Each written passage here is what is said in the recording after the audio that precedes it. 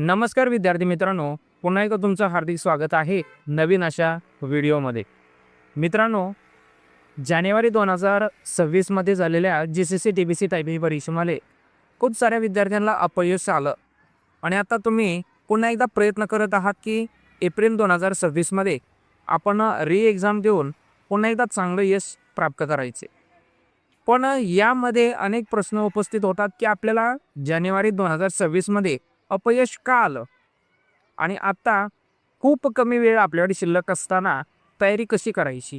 मित्रांनो, तुम्ही तयारी तर तुमच्या पद्धतीने अतिशय चांगल्या पद्धतीने करत असा, तुम्ही तर चॅनलचे कंटिन्यू व्ह्यूअर असा, कंटिन्यू तुम्ही व्हिडिओ बघत असाल तर तुम्हाला काहीच सांगण्याची आवश्यकता नाही. मात्र एक गोष्ट खूप प्रामुख्यानं सांगण्याची गरज पडते की ती म्हणजे वारंवार केल्या जाणाऱ्या चुका.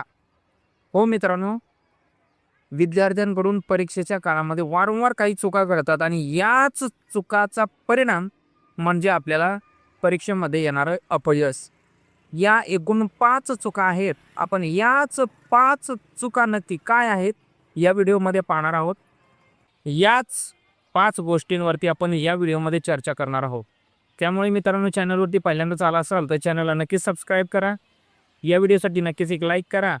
आणि हो, जर तुम्ही रिपीटर एक्झाम देत असाल आणि तुम्हाला पास व्हायचं असेल आणि या अगोदर काही व्हिडिओ तुम्ही पाहिले असतील तर नक्कीच कमेंट बॉक्समध्ये हो सांगा, किंवा तुमचे काही प्रश्न असतील तरी नक्की कमेंट बॉक्समध्ये सांगा. आणि सुरू करूया आपण आजच्या या व्हिडिओला. मित्रांनो, आपण ज्या काही मोठ्या चुका करत असतो त्या अशा काही सॉर्ट करून 5 चुका शोधलेल्या. मित्रांनो, परीक्षेच्या काळामध्ये आपण खूप साऱ्या चुका करत असतो. मुळात आपण 5 ते 6 महिने सराव करून परीक्षेला सामोरं जात असतो. मात्र आपले छोटे या चुका आहेत, याच चुका आपल्याला फेल होण्यास कारणीभूत ठरतात. मग कोणत्या चुका? तशा खूप साऱ्या आहेत, मात्र आपण फिल्टर आउट करून एकूण 5 चुका शोधलेल्या आहेत. सगळ्यात महत्त्वाची चूक म्हणजे कंपेअर करणे. आपण आपल्या मित्राला कंपेअर करतो. मित्रांनो, कंपेअर करणं काही वाईट नाही, उलटं चांगलंच आहे. आपल्यापेक्षा चांगलं, अरे त्याचं स्पीड 50 आहे मग आपलं का नाही. पण कोणी या बाजूने विचार नाही करीत, अरे त्याचं 50 आहे माझं 30च आहे, आता आपल्याच्याने काय होत नाही. आपण मनामध्ये एक निगेटिव्हिटी घेऊन बसतो. कंपेअर करा, पण पॉझिटिव्ह थिंकिंगनी कंपेअर करा, नक्कीच तुम्हाला यश मिळेल. आपण करतोय काय, निगेटिव्हिटी खूप मनामध्ये घेतोय त्या कंपेअर करण्याच्या उद्देशामध्ये किंवा त्याच्या काही नादामध्ये. परिणाम, आपण परीक्षेमध्ये कंपेअर केल्यामुळे खरंच फेल होण्याच्या परिस्थितीत जातोय. अगदी परीक्षेच्या काळामध्ये सुद्धा बघा, तुम्ही पॅनिक होत होता. कशामुळे पॅनिक झाला रे मित्रांनो? ज्यावेळेस तुम्ही परीक्षेमध्ये स्पीड पॅसेज सुरू झाला, सगळ्या विद्यार्थ्यांना speed passage at a one time सुरू होते, बरोबर आहे. तुम्ही कीबोर्डवरती स्पीड पॅसेज सुरू करताय आणि शेजारचा खटखट बोटे मारतोय. परिणाम काय झाला तुमचा? त्याचं स्पीड जास्त आहे, ते मनामध्ये भरलं आणि स्वतःचं स्पीड पूर्ण कमी आलं. याच्यामुळे कंपेअर करू नका. करायचं असेल तर पॉझिटिव्ह थिंकिंगनुसार जावा. उगाचच निगेटिव्हिटीमध्ये जर जायचं असेल तर कंपेअर करू नका. स्वतःला कंपेअर करा. कसं कंपेअर करा? एकच गोष्ट कंपेअर करा. काल मला स्पीड पॅसेज करायला 6 मिनटं लागली ना, 7 मिनटं लागली ना, आज त्याच्यापेक्षा अर्धा मिनिट कमीच लागला पाहिजे. असं कंपेअर करा. काय प्रॉब्लेम आहे? काहीच नाही.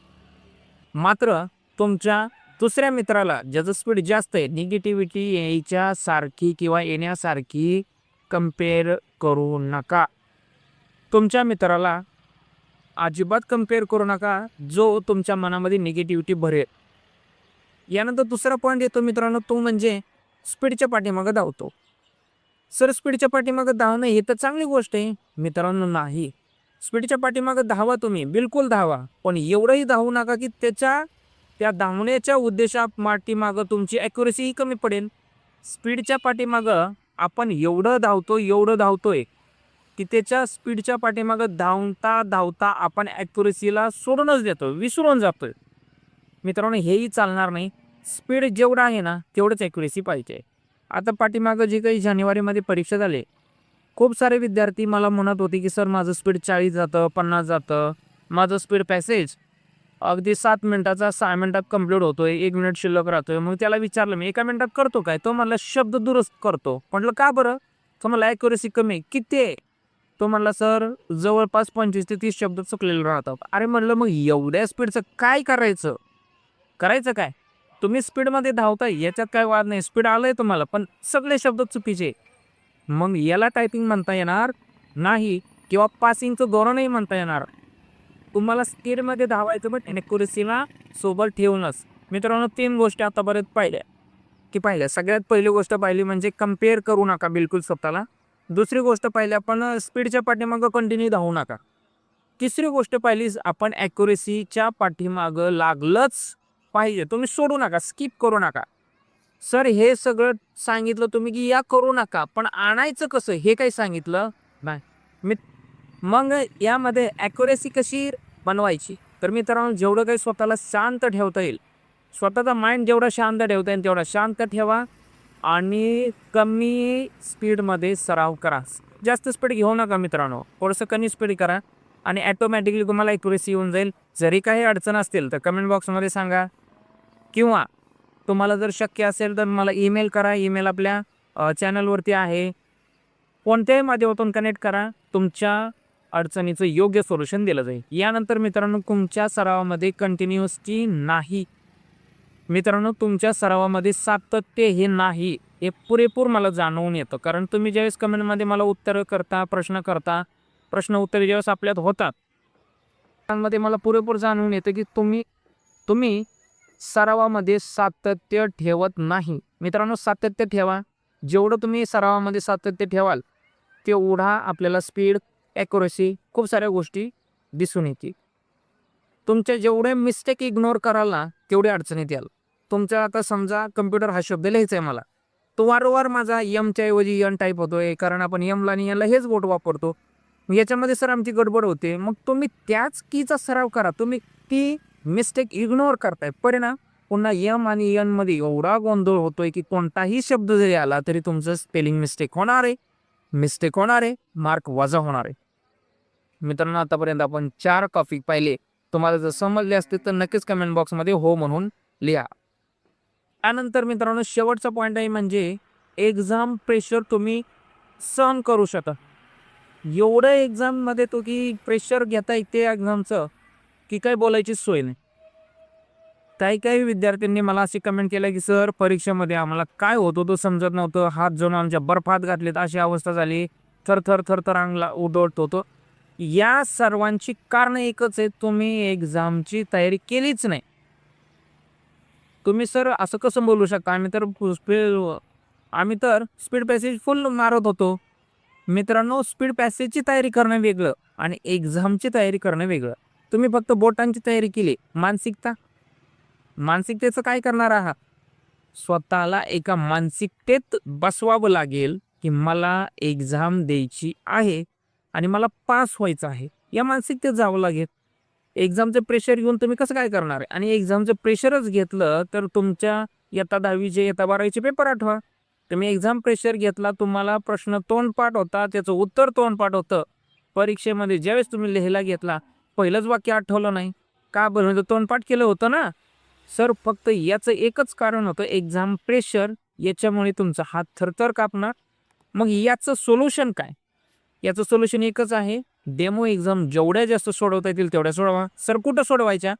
तुमच्या इन्स्टिट्यूटमध्ये LMS learner management system Maharashtra राज्य परीक्षा परिषदेने तुम्हाला ऑलरेडी दिलेली आहे. तुम्ही तुमच्या अधिकृत संस्थेत जावा, तिथून तुम्हाला ID पासवर्ड घ्या. संस्थेमध्ये डायरेक्ट एक्झामचं सॉफ्टवेअर तुम्हाला दिलं आहे महाराष्ट्र राज्य परीक्षा परिषदेने. जर तुम्हाला संस्था देत नसेल तर का देत नाही याचं कारण विचारा. कारण या सॉफ्टवेअरवरती तुम्ही जेवढा सराव करा तेवढं तुम्ही एक्झाम प्रेशरपासून स्वतःला दूर कराल.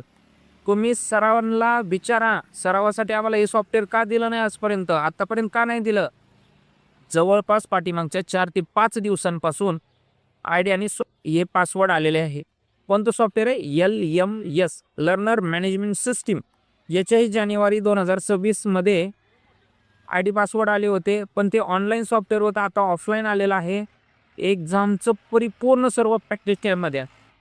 मग तुम्हाला सरावासाठी खूप चांगली सोय होऊन जाईल. कुठेही काही करण्याची आवश्यकता नाही. तुम्ही फक्त याच्यावरती सराव करा. एक्झाम प्रेशरपासून तुम्ही 100% मुक्त व्हा. याच्याही पेक्षा तुमची काही अडीअडचणी असतील तर मित्रांनो नक्कीच कमेंट बॉक्समध्ये सांगा. सध्या तरी आपण इथेच थांबूया. धन्यवाद.